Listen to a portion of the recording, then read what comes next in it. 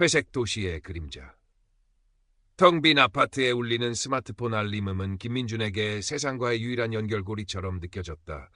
땡 하는 짧고 건조한 소리, 마치 메마른 그의 심장을 두드리는 노크 소리 같았다.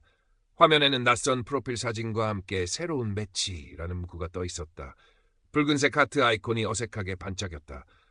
42살, 인생의 절반을 훌쩍 넘긴 나이. 이혼이라는 꼬리표를 단 지 이제 겨우 6개월. 그에게 데이팅 앱은 젊은 세대의 유의처럼 느껴졌고 어색하고 낯선 세계였다. 하지만 동시에 야근 후 텅 빈 집으로 돌아와 캔맥주 하나로 허기를 달래는 밤, 지독한 외로움이 파도처럼 밀려올 때 어쩌면 이곳에서 벗어날 수 있을지도 모른다는 막연한 기대감을 품게 하는 곳이기도 했다. 광화문 빌딩 숲. 그의 사무실 창밖으로 보이는 서울의 야경은 수천 개의 불빛으로 화려하게 반짝였다. 하지만 그 불빛들은 차가운 유리창에 부딪혀 흩어질 뿐 그의 마음속까지 파고들지는 못했다. 그의 마음은 네온사인 아래 짙게 깔린 그림자처럼 언제나 회색빛이었다. 지난 15년 그는 성실한 김 부장으로 불렸다. 새벽같이 출근해 밤늦게 퇴근하는 것이 일상이었고 실적 그래프의 상승 곡선만이 그의 유일한 낙이었다.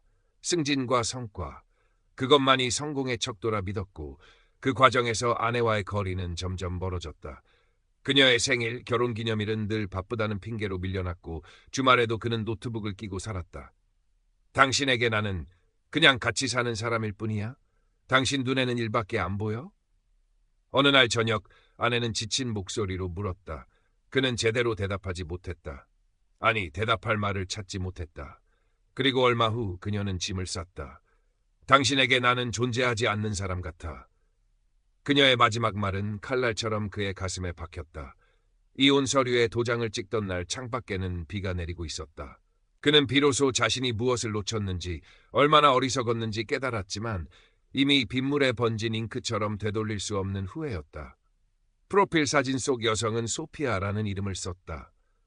깊고 촉촉한 눈매, 바람에 흩날리는 긴 머리카락, 그리고 세상을 향해 활짝 웃는 자유로운 영혼처럼 보이는 미소. 그녀는 자신을 홍콩에서 활동하는 재미교포 설치미술가라고 소개했다. 예술이라는 단어. 딱딱한 서류와 차가운 숫자 속에서 평생을 살아온 민준에게는 마치 다른 행성의 언어처럼 신선하고 매혹적으로 다가왔다. 그녀의 프로필에는 진정한 소통과 교감을 원해요라는 문구가 적혀 있었다. 민준은 자신도 모르게 그 문구를 손가락으로 쓸어보았다. 진정한 소통. 그가 평생 갈망했지만 가지지 못했던 것. 수십 번을 망설인 끝에 그는 떨리는 손으로 메시지를 보냈다. 안녕하세요. 김민준이라고 합니다. 너무 평범하고 진부한 인사말. 그는 보내자마자 후회했다. 그녀가 답장하지 않을지도 모른다고 생각했다. 하지만 불과 몇 분 지나지 않아 땡 하는 알림음과 함께 답장이 도착했다. 민준 씨, 안녕하세요. 반갑습니다. 서울은 지금 날씨가 어떤가요? 여긴 조금 덥지만 바다바람이 시원하네요. 예상치 못한 빠른 답장, 그리고 다정한 말투. 민준의 심장이 오랜만에 기분 좋게 두근거렸다. 그는 마치 사춘기 소년처럼 설레는 마음으로 답장을 써 내려갔다. 그렇게 회색 도시의 남자와 열대의 섬에 있다는 예술가 사이의 기묘한 대화는 시작되었다. 소피아는 놀랍도록 민준의 마음을 잘 알아주는 것 같았다.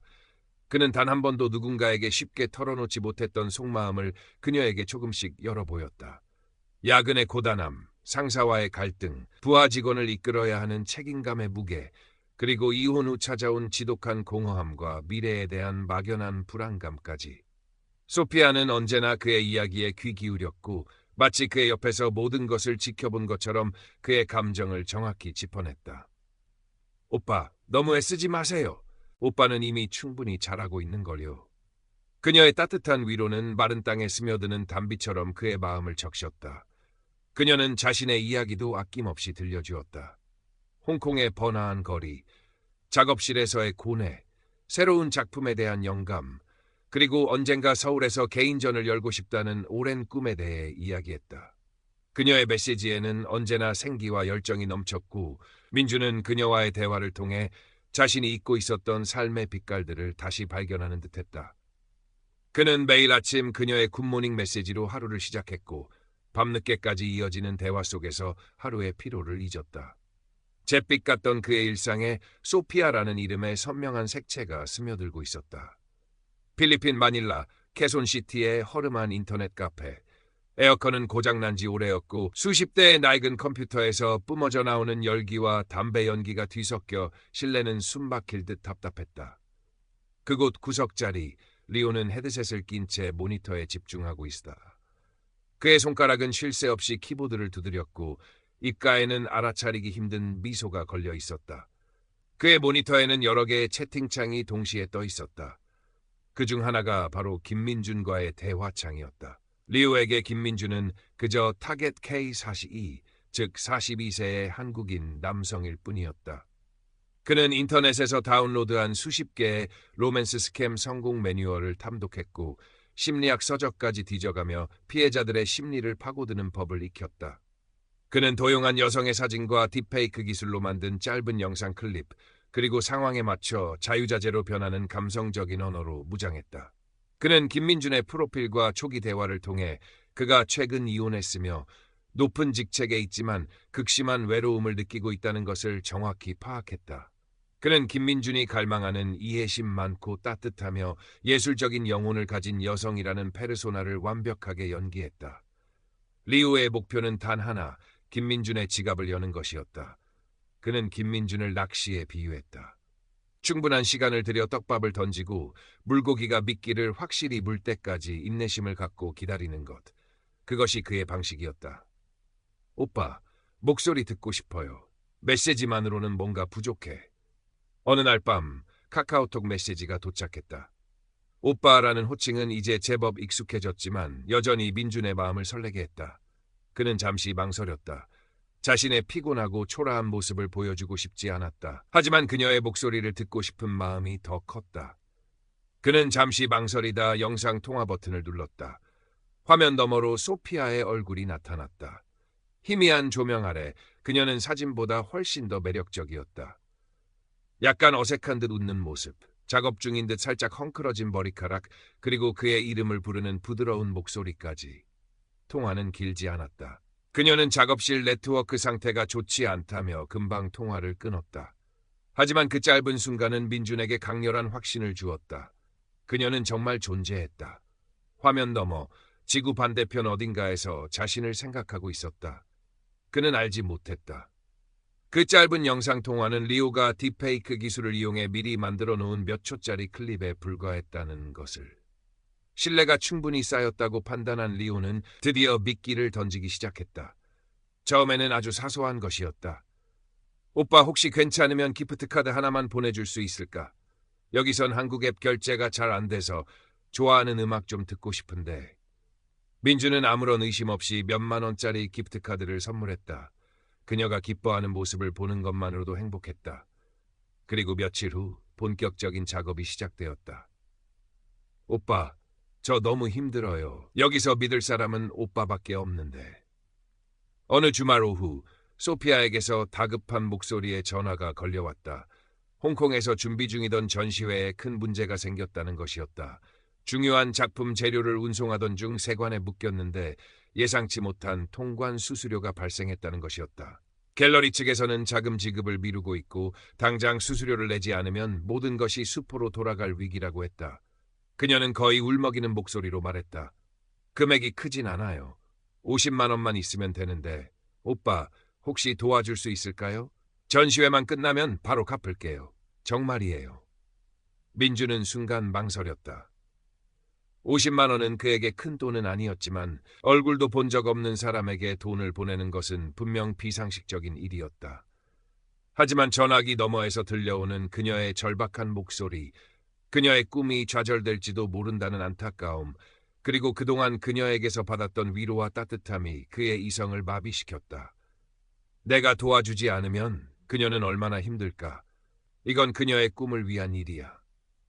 그는 결국 소피아가 알려준 처음 보는 이름의 계좌로 돈을 송금했다. 고마워요, 오빠. 정말 오빠는 제 은인이에요. 평생 잊지 않을게요. 라는 메시지를 받았을 때 민주는 자신이 옳은 일을 했다고, 그녀의 꿈을 지켜주었다고 믿으며 뿌듯함을 느꼈다.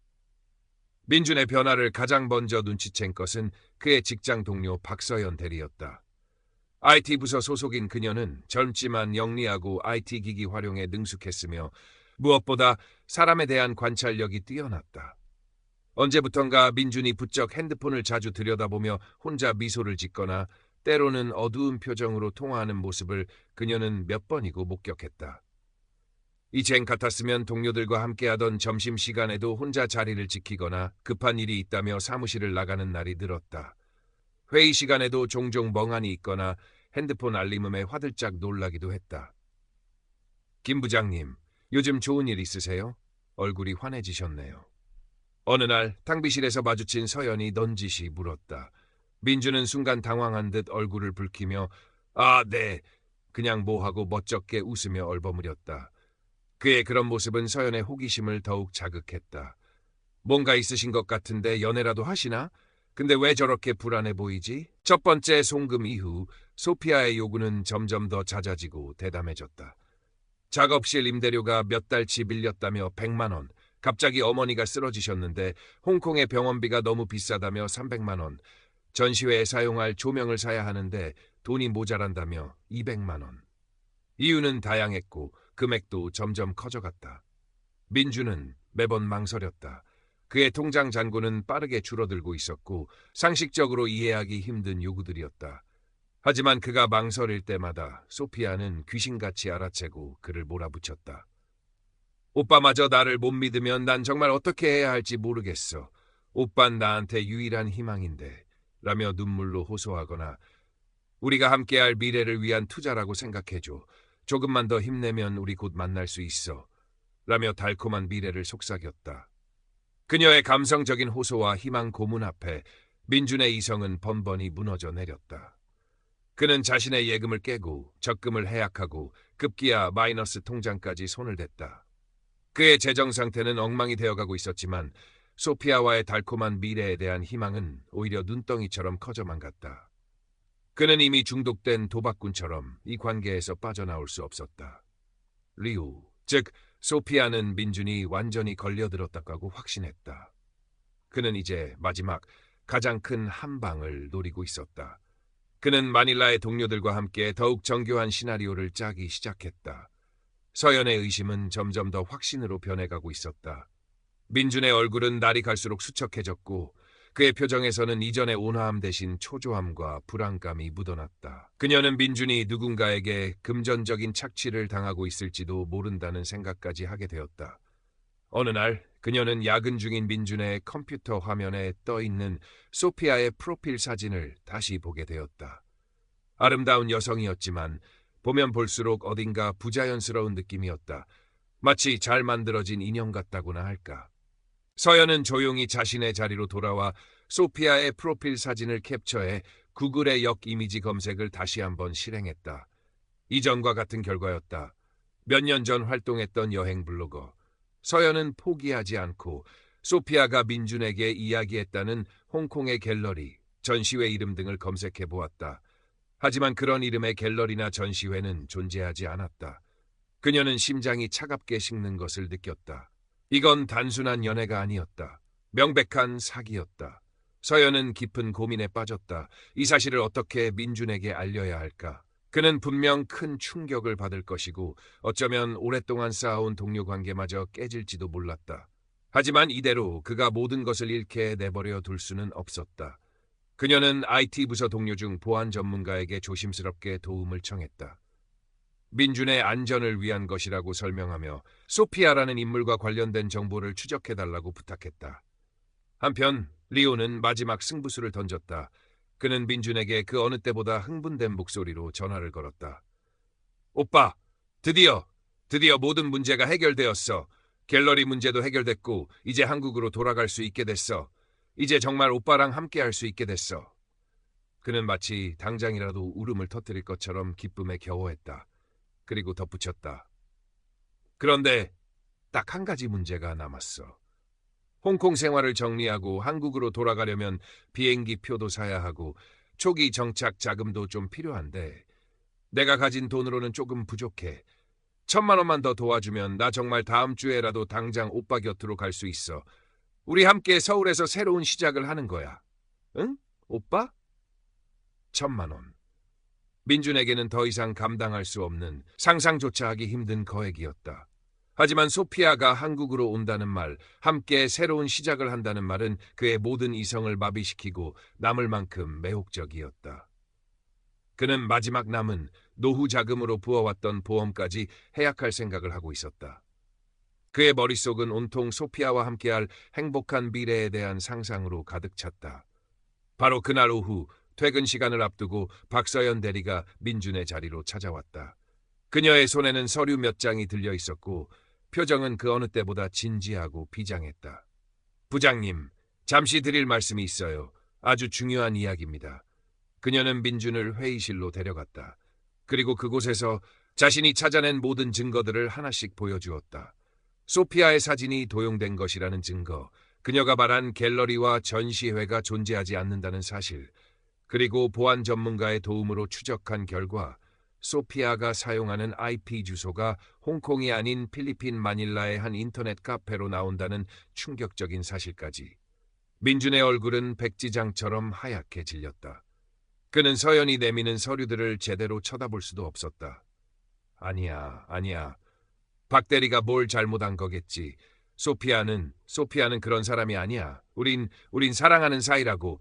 우리가 함께할 미래를 약속했어. 그는 거의 비명처럼 소리치며 필사적으로 부인했다. 하지만 그의 목소리는 심하게 떨리고 있었고 그의 눈동자는 걷잡을 수 없이 흔들리고 있었다. 부장님, 죄송하지만 이게 현실이에요. 서연은 안타까운 눈으로 민준을 바라보며 말했다. 그 사람은 부장님의 감정을 이용해서 돈을 노린 거예요. 전형적인 로맨스 스캠 수법이에요. 부장님, 제발 정신 차리세요. 더 늦기 전에. 바로 그때 민준의 핸드폰이 미친 듯이 울리기 시작했다. 화면에는 마이 소피아라는 이름이 떠 있었다. 민준이 전화를 받지 않자 카카오톡 메시지가 쉴 새 없이 쏟아졌다. 오빠 왜 전화 안 받아? 무슨 일 있어? 혹시 돈 때문에 그래? 오빠 나 정말 실망시키지 마. 우리 미래가 걸린 문제잖아. 빨리 보내줘야 내가 비행기 표를 살 수 있단 말이야. 당장 보내. 안 그러면 나 그냥 여기서 죽어버릴 거야. 이전과는 너무나 다른 노골적이고 협박에 가까운 메시지. 그녀의 다정하고 따뜻했던 목소리, 그를 위로하던 상냥한 말투는 온데간데 없었다. 민준은 서연이 보여준 차가운 증거들과 핸드폰 화면에 떠있는 탐욕스럽고 잔인한 메시지들을 번갈아 보았다. 퍼즐 조각들이 하나씩 맞춰지기 시작했다. 그동안 애써 외면했던 수많은 의심의 조각들이 그의 심장을 날카롭게 찔렀다. 그녀가 말했던 전시회, 아픈 어머니, 망가진 노트북, 그녀의 눈물, 그녀의 웃음, 그녀의 사랑 고백, 그 모든 것이 거짓이었을까? 그가 느꼈던 사랑과 위로, 함께 꿈꾸었던 행복한 미래, 그 모든 것이 정교하게 설계된 환상이었을까? 민준의 손이 부들부들 떨렸다. 온몸의 피가 차갑게 식는 것 같았다. 그는 심호흡을 하고 떨리는 손가락으로 통화 버튼을 눌렀다. 신호음이 몇 번 울린 후 낯선 남자의 목소리가 들렸다. 짧고 신경질적인 영어였다. Hello? 민준은 순간 숨을 쉴 수 없었다. 소피아의 목소리가 아니었다. 그는 떨리는 목소리로 물었다. 소피아 씨, 아니세요?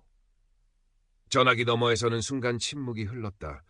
그리고 이내 필리핀 억양이 섞인 알아들을 수 없는 욕설과 함께 전화가 거칠게 끊어졌다. 다시 전화를 걸었지만 이미 꺼져 있다는 안내 메시지만 흘러나왔다. 카카오톡 프로필도 알 수 없는 사용자로 바뀌어 있었다. 모든 것이 끝났다. 한순간에. 민준은 회의실 의자에 깊숙이 몸을 묻었다. 배신감, 분노, 수치심, 그리고 스스로에 대한 깊은 자책감과 혐오감이 그의 온몸을 짓눌렀다. 그는 마치 거대한 사기극의 우스꽝스러운 주인공이 된 기분이었다. 텅 빈 가슴에는 회색빛 도시보다 더 차갑고 황량한 바람이 휘몰아쳤다. 그는 얼마나 오랫동안 그렇게 앉아 있었을까? 세상의 모든 소리가 멀어지고 시간 감각마저 사라진 듯했다. 어깨 위로 따뜻한 손길이 느껴졌다. 고개를 들어보니 박서연 대리가 걱정스러운 눈으로 그를 내려다보고 있었다. 그녀는 아무 말 없이 그의 어깨를 두드리며 따뜻한 커피 한 잔을 건넸다. 그 작은 온기에 그동안 억눌러왔던 민준의 모든 감정이 한꺼번에 터져나왔다. 그는 어린아이처럼 서럽게 흐느껴 울기 시작했다. 그의 울음소리는 텅 빈 회의실을 가득 메웠고 창밖으로 보이는 서울의 야경은 여전히 아무렇지 않게 잔인할 정도로 아름답게 반짝이고 있었다. 다음 날 민주는 퉁퉁 부은 눈으로 출근했다. 그는 서연의 도움을 받아 용기를 내어 경찰서 사이버 수사팀을 찾아갔다. 그동안 소피아와 주고받았던 모든 대화 기록, 송금 내역, 그리고 서연이 찾아낸 증거들을 모두 제출했다. 담당 경찰관은 그의 이야기를 묵묵히 들어주었지만 표정은 밝지 않았다. 전형적인 로맨스 스캠 수법이네요. 최근 이런 피해 사례가 급증하고 있습니다. 범인들은 대부분 해외에 거점을 두고 대포 통장과 IP 우회 기술을 사용하기 때문에 검거가 쉽지 않고 설령 검거하더라도 피해 금액을 돌려받는 것은 더더욱 어렵습니다. 예상했던 답변이었지만 가슴 한구석이 칼로 베인 듯 쓰라렸다. 그는 돈뿐만 아니라 자신의 마음과 시간, 그리고 한때나마 품었던 희망까지 모두 잃어버린 것이다. 사무실로 돌아온 민주는 한동안 멍하니 창밖만 바라보았다. 그는 책상 서랍 깊숙이 넣어두었던 이혼 서류를 꺼내보았다. 그때의 상처가 채 아물기도 전에 그는 더 깊고 추악한 상처를 입었다. 그는 데이팅 앱을 삭제했다. 소피아와의 모든 대화 기록도 그녀의 사진도 모두 지워버렸다. 마치 자신의 일부를 도려내는 듯한 고통이 느껴졌지만 그래야만 했다. 거짓된 환상에서 벗어나 냉혹하고 비참한 현실을 직시해야 했다. 며칠 후 민주는 용기를 내어 박서연 대리에게 저녁 식사를 제안했다. 감사의 마음을 전하고 싶었다. 어색한 침묵 속에서 식사가 이어졌다. 먼저 입을 연 것은 민준이었다. 박 대리, 정말 고맙네. 어떻게 감사를 전해야 할지 모르겠어. 자네가 아니었으면 나는 아마 지금도 그 끔찍한 꿈속에서 헤매고 있었을 거야. 어쩌면 모든 것을 잃었을지도 모르지. 서연은 조용히 미소를 지었다. 아니에요, 부장님. 저라도 당연히 그렇게 했을 거예요. 힘내세요. 부장님은 좋은 분이시잖아요. 누구라도 그런 교묘한 수법에는 당할 수 있었을 거예요. 내가 너무 어리석었지. 외롭다는 핑계로 너무 쉽게 믿어버렸어. 내 나이가 몇인데 이런 말도 안 되는 사기에. 민주는 자조적인 웃음을 지었다. 부장님 잘못이 아니에요. 사람의 외로운 마음을 이용하는 그들이 나쁜 거죠. 중요한 건 이제라도 진실을 알게 되셨다는 거예요. 그리고 다시 시작할 수 있다는 거죠. 서연의 담담하지만 진심 어린 위로는 민준에게 큰 힘이 되었다. 그는 자신이 혼자가 아니라는 것을 깨달았다. 비록 큰 상처를 입었고 많은 것을 잃었지만 그의 곁에는 자신을 진심으로 걱정해주는 사람이 있었다. 집으로 돌아오는 길, 민주는 밤하늘을 올려다보았다. 희뿌연 도시의 하늘에도 별은 희미하게 빛나고 있었다. 그는 더 이상 외로움에 휘둘리지 않을 것이다. 더 이상 거짓된 환상에 기대지 않을 것이다. 그는 이 상처를 안고 이 고통을 기억하며 현실에 단단히 발을 딛고 자신의 힘으로 다시 일어설 것이다. 그의 발걸음은 아직 무거웠지만 이전과는 다른 아주 작은 단단함이 느껴졌다. 텅 빈 아파트에 들어선 그는 더 이상 스마트폰 알림음에 귀 기울이지 않았다.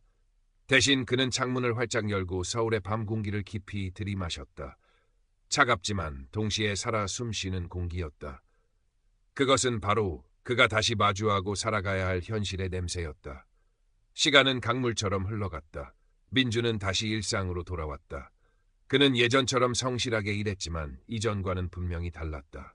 그는 더 이상 승진이나 성과에 집착하지 않았다. 대신 동료들의 이야기에 귀 기울이고 그들의 어려움을 함께 나누려 노력했다. 야근을 줄이고 퇴근 후에는 자신을 위한 시간을 가졌다. 서연과는 둘도 없는 동료이자 친구가 되었다. 주말에는 함께 등산을 가거나 때로는 작은 봉사활동에 참여하기도 했다. 그는 사람들과의 진정한 관계 속에서 잃어버렸던 자신을 조금씩 되찾아가고 있었다. 물론 소피아의 그림자는 완전히 사라지지 않았다. 문득문득 떠오르는 기억에 가슴이 철렁 내려앉을 때도 있었고 온라인에서 누군가를 만나는 것에 대한 막연한 두려움도 여전히 남아 있었다. 하지만 그는 더 이상 그 그림자에 갇혀있지 않았다.